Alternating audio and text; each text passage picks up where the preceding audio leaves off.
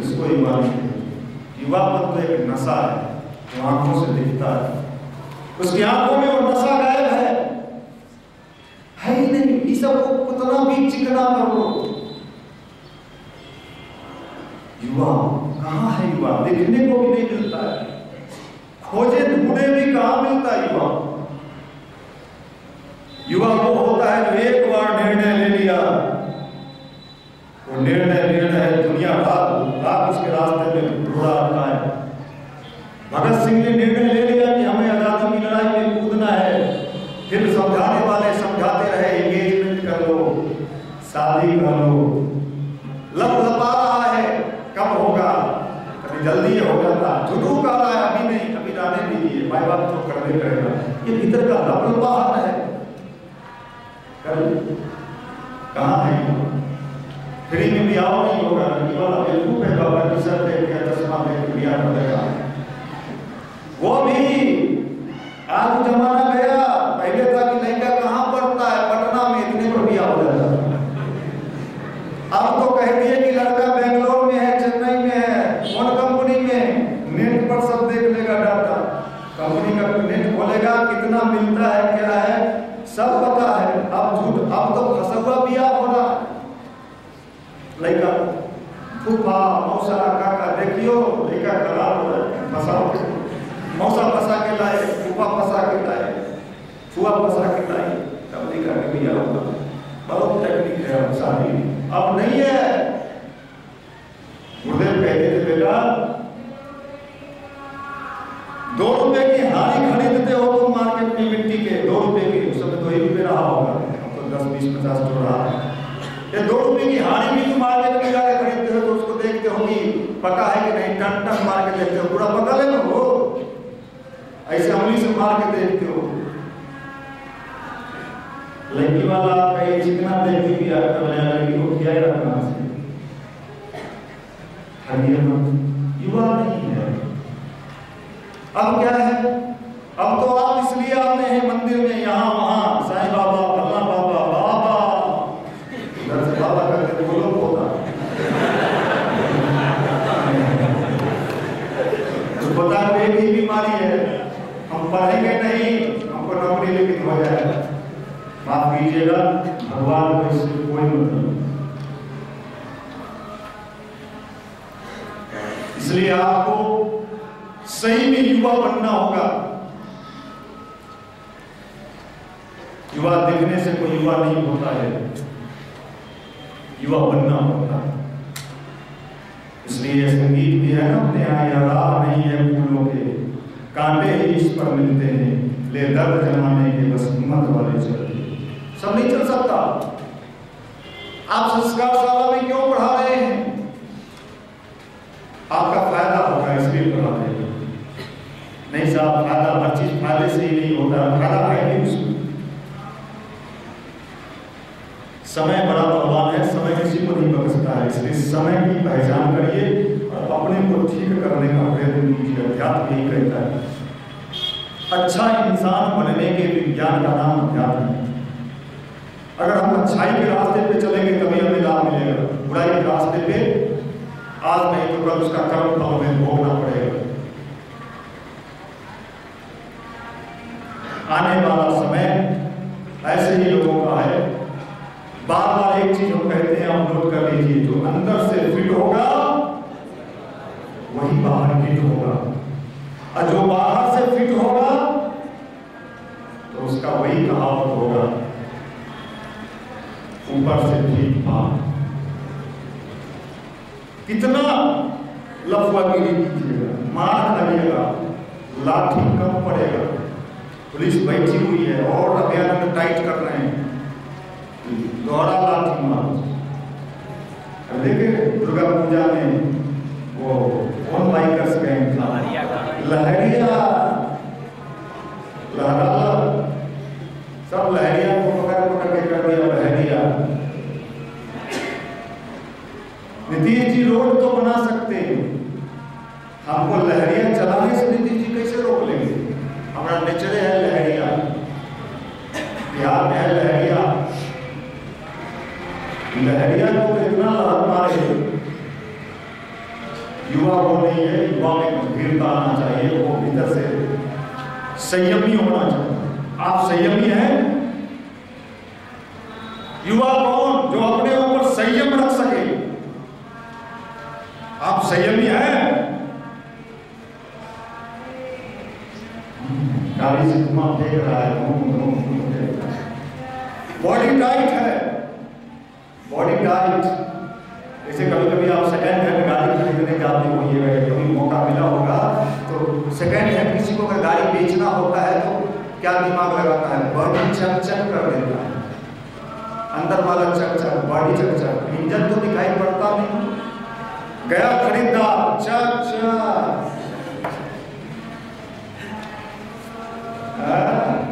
लहरिया। और जब इंजन जो एक्सपर्ट होता है, इंजन में जैसे ही चाबी लगाएगा, देखा तो बहुत चकचकू जरा बाबू देखे कहा है, अरे धुआं दे रहा है गाड़ी को,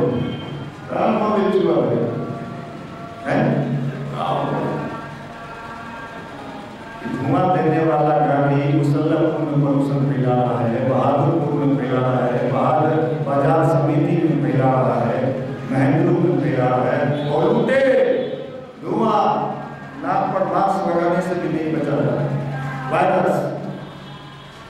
इस पॉल्यूटेड गाड़ी के बल पर बिहार कह रहा, बिहार के लोग अगर कहें कि डेवलपमेंट, आपका युवा पॉल्यूटेड है, धुआं दे रहा है, इंजन फेल है, तब इंजन कहाँ ठीक होगा? टाटा में ले जाए कि महिंद्रा के सर्विसिंग सेंटर में ले जाए? मारुति वाला गाड़ी है तो मत ही ले आइए, यहाँ लाई, उनका उठक बैठक न कराती है तो फिर उल्टे को उलट के सीधा करने की बात। या तो धुलाई होगा पहले, आप पहले धुलाई, गाड़ी बनने जाता है, हम लोग जब गाड़ी सर्विसिंग में भेजते हैं तो गाड़ी को पहले धोता है, चढ़ा देगा ऊपर, देखें नीचे आप लोग ऊपर बैठा दिया, नीचे नहीं बैठा है, बैठा। उसके बाद हमारे एक्सपर्ट लोग बैठे हुए, विकास ये वो सब हुआ, ऐसे कचरा था सब नीचे, कई को नीचे का पेंडिंग थोड़ी कमजोर होता है, ज्यादा फोर्स देने पर छेद हो जाता है। टाइट टाइट सब लोग, गया जमाना जब भाई जलेबी खाती थी,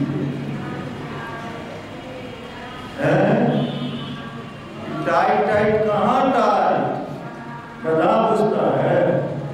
अभी मशीन मंगवा के टेस्ट करा ले तो 90% लूज मामला है, झूठा तो साहब फिर धुलाई होता है, फिर गाड़ी को नीचे उतारा जाता है, मोबिल टेस्ट, मोबिल के का पोजीशन है ड्राइवर साहब, मोबिल नहीं है इसका, कहाँ चलेगा गाड़ी, मक्खी भीन मार रहा है, सब बताना चाहिए। पढ़ने आए हैं, क्या बनिएगा? इंजीनियर, किलो के भाव, हंसिए नहीं, सीरियस मैटर है, किलो के भाव इंजीनियर, किलो के भाव ले लो, हर एक माल इंजीनियर, एक पर दो फ्री, एक लाओ दो फ्री में पढ़ाएंगे, समझ में ही नहीं आता, कभी कभी तो हम ही कंफ्यूज हो जाते हैं।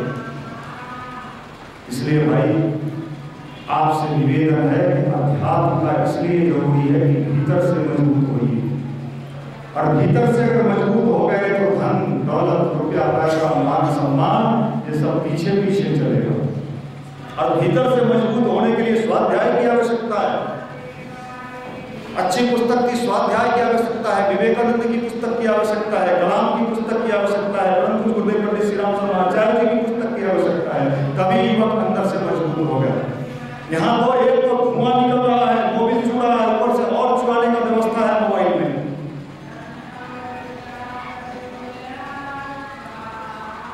कौन ठीक करेगा? इसलिए अच्छे पुस्तक का स्वाध्याय करिए, रोज पढ़िए। अगर आप जीवन में कुछ बनना चाहते हैं तो स्वाध्यायशील रहिए। महापुरुषों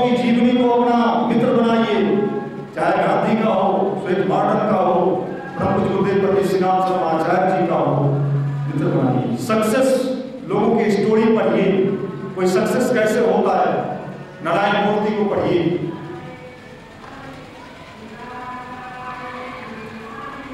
और ये आज के समय में अपने आप को भटकाव से रोकना सबसे ज्यादा जरूरी है। ये भगवान का अभियान चल रहा है। ऐसा समय आया है कि जिसमें गुरुदेव ने कहा है कि बेटा ऐसे समय में व्यक्ति का नए सिरे से भाग्य का रचना होने वाला है, और हम एक ऐसे इंसान के रूप में आ गया है कि आने वाले समय में हमारा वेट बढ़े, हमारा वैल्यू बढ़े। अध्यात्म की यही आवश्यकता होती है। बिना अध्यात्म के सहारे, अध्यात्म का मतलब धर्म कर्म नहीं समझिएगा। कोई नास्तिक व्यक्ति भी आध्यात्मिक हो सकता है, जो भगवान को नहीं मानता है लेकिन अपने कर्म को सही से कर रहा है, अपने जीवन में अच्छाई लाए हुए है, वो सबसे बड़ा धार्मिक है। धार्मिक होने का ये मतलब नहीं है कि हम टीका लगाए कि नहीं, हनुमान मंदिर में गए कि नहीं, गायत्री माता को अगरबत्ती दिखाए कि नहीं। धार्मिक होने का मतलब है कि हमारा कर्म क्या है, पढ़ना है ना। हम पटना में पढ़ने के लिए आए हैं और अपना पढ़ाई सही तरीके से कर सकें, ये सबसे बड़ा धर्म है। इससे बड़ा धर्म कुछ नहीं। और इसीलिए हम युवा मंडल में आते हैं। युवा मंडल में आने का उद्देश्य एक ही है, साप्ताहिक बैटरी चार्जिंग। संकल्प लीजिए, आप बैटरी चार्ज करा के यहां से ले जाइए और अपनी बैटरी से अपने जीवन को एक दिशा दीजिए। पूरे मन में 1 सप्ताह तक आपका बैटरी चार्ज रहेगा। अच्छे लोगों से मिलने जुलने का ये लाभ मिलता है। एक समूह ऐसा है, युवाओं का ऐसा समूह जिसमें अच्छे लोग बैठते हैं, अच्छाई की बातें होती है। बुराई की बातें तो कई जगह आपको मिल जाएंगी। आप जाएंगे लॉ हॉस्टल में, क्या बात, चर्चा का मैटर क्या है, ऐसी ऐसी बातें होती है जिन बातों को सुन के भी भीतर से संकोच पैदा होता है। समाज को अच्छा बनाना है तो युवा को अच्छा बनाना होगा, क्योंकि आने वाला भविष्य युवा का है। और अच्छे युवा अगर नहीं बनेंगे तो जितने धर्म कर्म हो रहे हैं सब बेकार हो जाएगा। धर्म कर्म लोग करेंगे और बुराई भी हमको अपनी जिंदगी में पालेंगे, तो फिर वो धर्म कर्म किस काम का। धर्म का एक ही मतलब है कि हर व्यक्ति अपने कर्म को सही से करना सीख ले। कोई IAS है, उसका कर्म अगर बढ़िया काम करना है तो IAS को बढ़िया, कोई IPS है उसका काम जो है वो अपने काम को बढ़िया से करे, तभी उसका धर्म सार्थक है। अन्यथा वो किस काम का धर्म।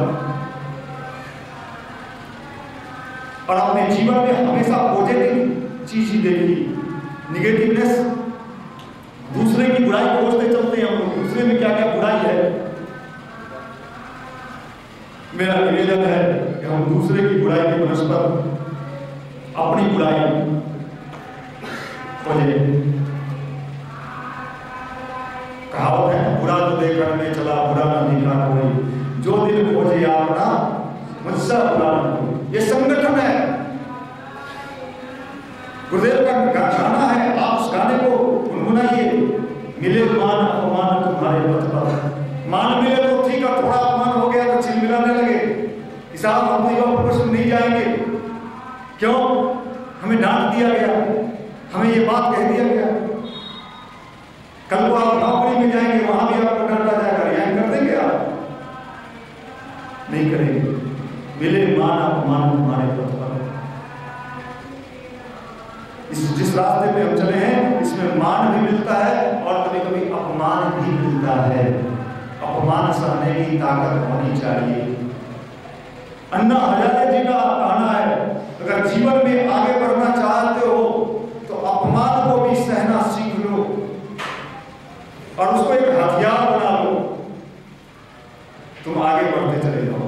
मान मिलता है तो ठीक, फूल माला अक्षत मिला ठीक, और थोड़ा सा कोई 19-20 हो गया तो मामला खराब, संगठन खराब, युवा मंडल खराब, मनीष जी खराब, विकास जी खराब, सब खराब।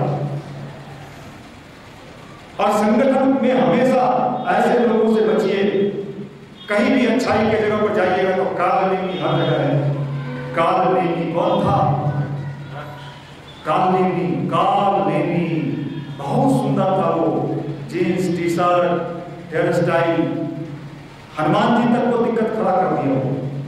हनुमान जी जब चले अपने अभियान में तो तो काल ने आपदा में उनको भटकाने का कोशिश किया।